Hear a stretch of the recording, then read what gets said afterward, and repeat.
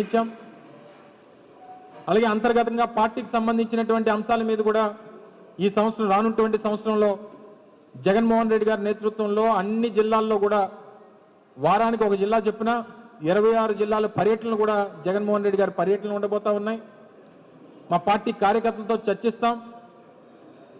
గతంలో ఏవైతే సమస్యలు ఎదుర్కొన్నామో వాటిని సమీక్షించుకునేటువంటి కార్యక్రమాలు చేస్తాం. మళ్ళీ అటువంటి పరిస్థితుల్లో రాకుండా ఏ రకమైనటువంటి నిర్ణయాలు తీసుకోవాలో ఆ నిర్ణయాలు తీసుకునేటువంటి దిశగా అడుగులు వేస్తాం. ప్రభుత్వం మీద ఒత్తిడి తీసుకొచ్చేటువంటి కార్యక్రమాలు, ప్రజల పక్షాన పోరాటం చేయాల్సినటువంటి కార్యక్రమాలు, ఇవన్నీ కూడా రానున్నటువంటి సంవత్సరం ప్రజలకు మంచి జరగాలని చెప్పి కూడా మేము ప్రతిపక్షంగా కోరుకుంటా ఉన్నాం. ఇంకో 4.5 సంవత్సరాల అధికారం ఉంది. ఇచ్చినటువంటి మాట నిలబెట్టుకోండి. మీకు ఏ నమ్మకంతో అయితే ప్రజలు మీకు ఓట్లేశారో ఆ నమ్మకాన్ని నిలబెట్టుకోమని చెప్పి కోరుతా ఉన్నాం. ఏ రకంగా ఈ 6 నెలలు 7 నెలల కాలంలో 1,12,000 కోట్ల రూపాయలు అప్పులు చేసింది ప్రభుత్వం. మేము